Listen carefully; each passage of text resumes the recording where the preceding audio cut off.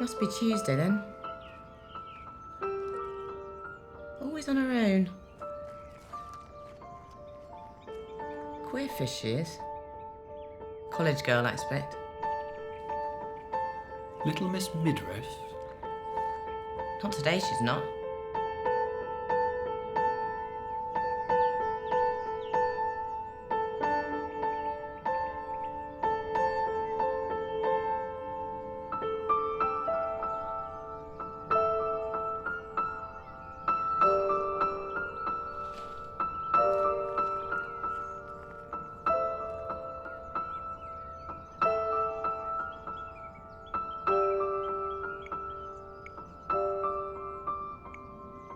To the editor of the Times.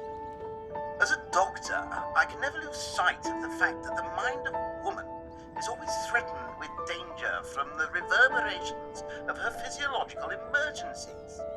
It is with such thoughts that the doctor Davison lets his grave. eyes rest upon the militant suffragist. He cannot shut them to the fact that there is mixed up with the woman's movement One of those feministy types, I expect. much mental disorder.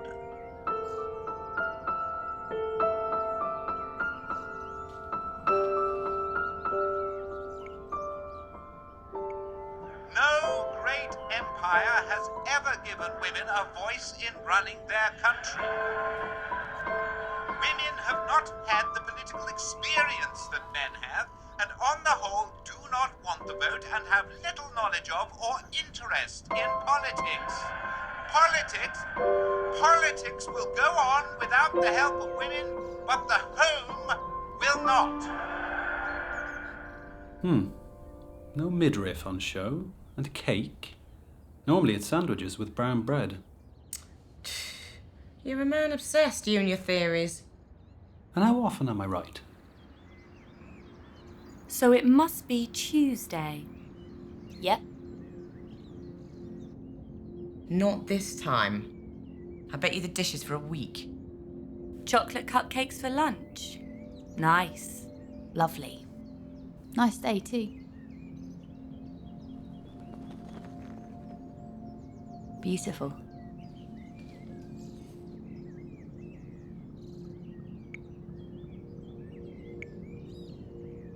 The Queen is most anxious to enlist everyone who can speak or write to join in checking this mad, wicked folly of women's rights, with all its attendant horrors, on which her poor, feeble sex is bent, forgetting every sense of womanly feeling and propriety. Our own Queen. I'm here now, why stoke me up further? You're not looking.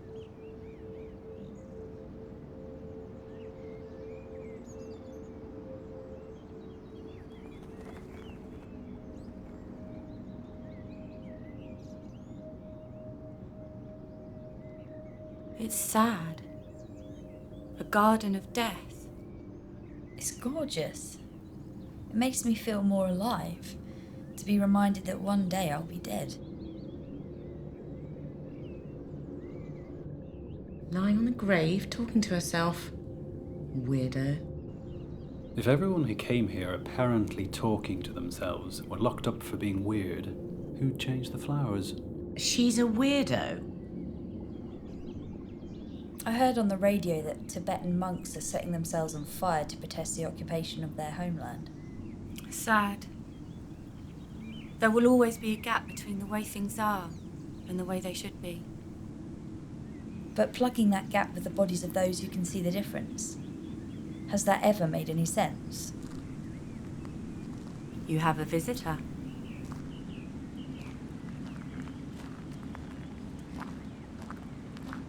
Joy. Must be Tuesday. It is. I see you here. Every Tuesday. You here every day? I'm the caretaker here. I live in the lodge over there, by the gate. Creepy. Ever see any ghosts? I see a lot of squirrels and crows. They spook me sometimes. Make me jump, you know.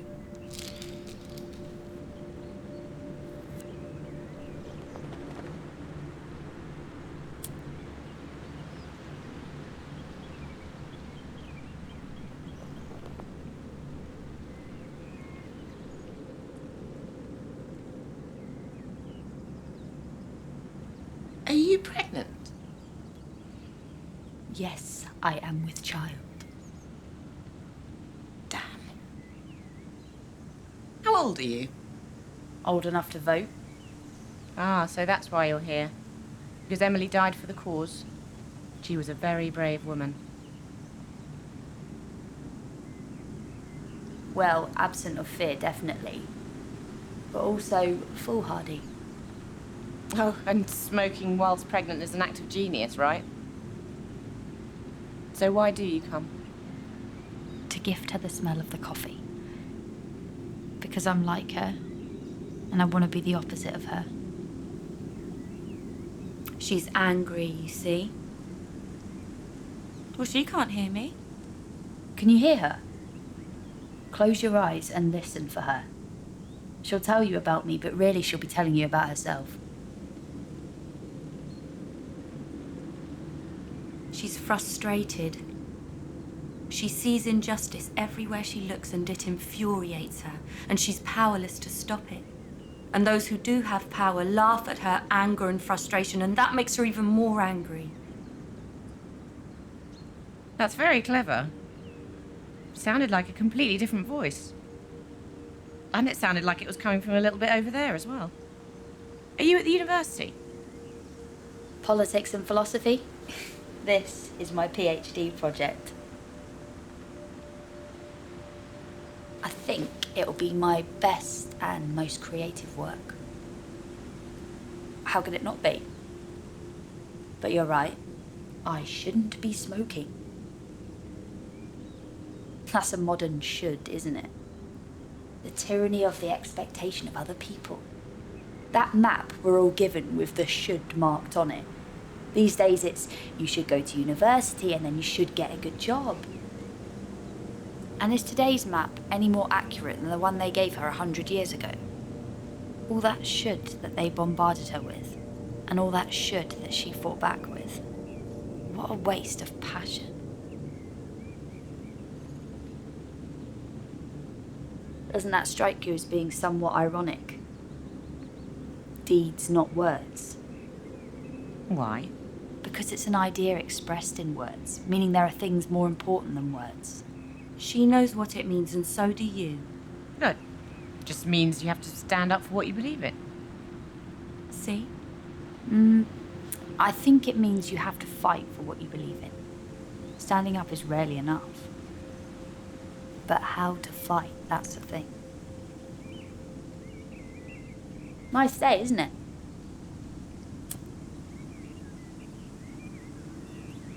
What's your name? Catherine. Melanie. What do you believe in, Catherine, that you would be tortured and die for? Try to tell me using no words. You could try mine. She wasn't tortured. She don't know you very well, do she? She went through hell and she brought it on herself. She was sent to prison where she went on hunger strike. Loads of the suffragettes did that. And how did the government deal with a suffragette? She'd be strapped down and force-fed through her nose using a rubber tube. They'd keep her in jail until she got too weak, then release her, just in case she died while in the prison's care. Bad PR, you see. Then as soon as she got better, she got rearrested. I didn't know that. That sounds harsh. The state is made out of harsh stuff. We achieved what we set out to do. Hear her. She thinks her efforts made the difference. Actually, the war made the difference. Suddenly they needed more from us. Can you drive an ambulance, dear? Build a plane, make munitions? You can, fancy that. We thought you were just decorative items. It would have happened anyway. Shh. Let's see if we can get you to see her. Do you think if I pushed hard enough now, this baby would just show up and do a little dance? Some processes can't be rushed. You have to nurture them. You have to be patient. You let the powers that be own your mind with their rules and their ideas. And you knew better. You were eloquent. You could have spoken. You could have written. You could have lived. And if I had, would you be here now? I did what I thought was right. Yeah, rebellion against tyrants is obedience to God. But you believed what the tyrants told you. Die for your cause, and God will scoop you up with the Sunday school prize of a trip to heaven. So now you're iconic for being run over by a horse. Congratulations. You're a storybook character, a Freudian delight, the innocent female who wants only justice for all, ravaged by the king's sinewy monster who wants nothing but selfish victory. Beauty slain by the beast. What do you believe in, Melanie? Life, being alive, it's awesome. So you don't think there's anything worth dying for? Sure, your children, but she didn't have any. Such casual cruelty. You're angry with her like your family. Like she's your sister. Or like I was her mother. Can you imagine how heartbroken you'd be if you loved her? If she was your daughter, your angry little girl? So you want me to say sorry, is that it? Oh my God. You see her, right? No, I don't see her because there's no such thing as ghosts. Ah, you see her. You know her. You know how she should look. She's all the sad faces of the angels here, dressed in the black of the crows. And you know how she feels. Men will be boys, so all emotion must be outsourced to women. There's not a single statue of a grieving man here. She's trapped with us, like an insect in amber. She just can't escape the perfection of the legend she's preserved in. The good princess from the big fairy tale. Soulful, caring, lovelorn, melancholy, powerless, and when unfulfilled, suicidal. Isn't that right, Emily? Tell her. Give women the vote, and in 5 years there will be a crushing tax on bachelors. Derby Day. Then they'll notice. Ever been to the Derby, Catherine? Their sport is their horizon, and when it draws their eye... It's not just a horse race. It's a carnival. Same today as it was 100 years ago. Thousands of people having a big party. When they run the race, it's like time stands still. Except for the horses. They don't stand still. They move. She wasn't suicidal. She was as hungry for life as I am now. She was just... disoriented. The king's horse. She goes to the headquarters of the suffragette movement and gets 2 banners. I'll fix our standard to it. Fly our colours. Everyone will know that we will not be silent until this injustice is no more. She buys a return ticket and catches a train to Epsom. A return ticket, mind you. We are sick of just being ignored or ridiculed. She wraps 1 flag around her. I was a torch, not there to be extinguished. And moves to the front of the crowd. To set light to a beacon on a hill.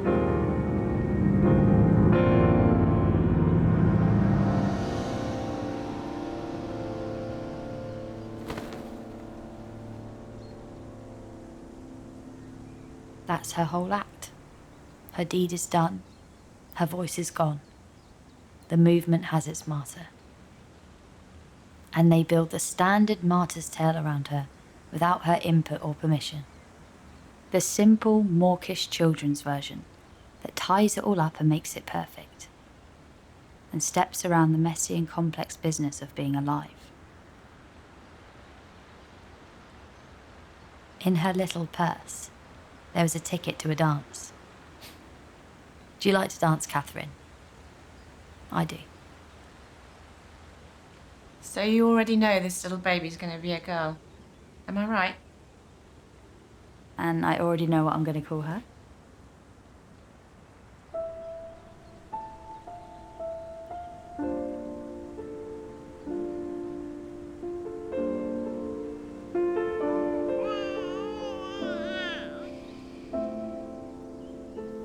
tomorrow and tomorrow and tomorrow creeps in this petty pace from day to day to the last syllable of recorded time. And all our yesterdays have lighted fools the way to dusty death. Out, brief candle. Life's but a walking shadow, a poor player that struts and frets his hour upon the stage, and then is heard no more. It is a tale told by an idiot, full of sound and fury, signifying nothing. Here she lies, Emily. That's your name too, isn't it? All significant tale, but no sound or fury. Not like you, eh? And the tale is a tragedy. A story that teaches us how not to be.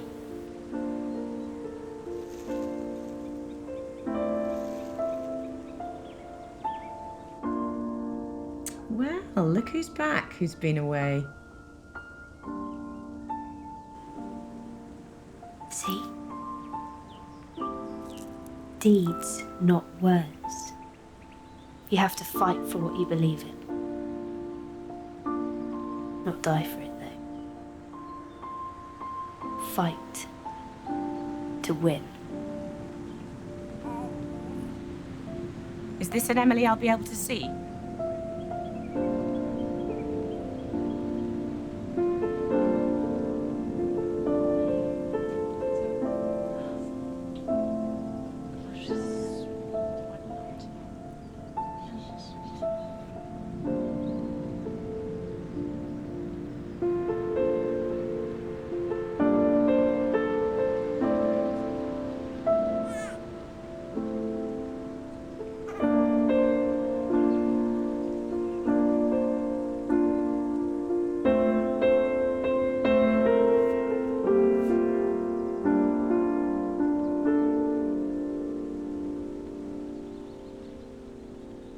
Can I help?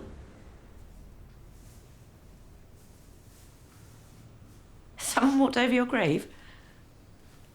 Something like that.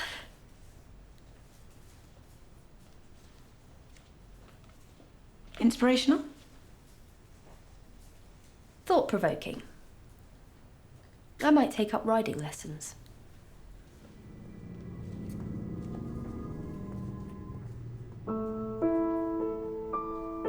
Weirdo.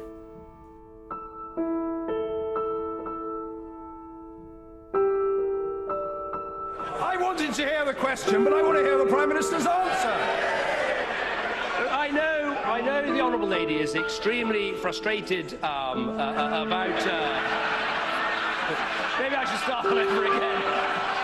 Calm down, dear. Calm down. Calm down. Listen to the doctor. Calm down and listen to the doctor.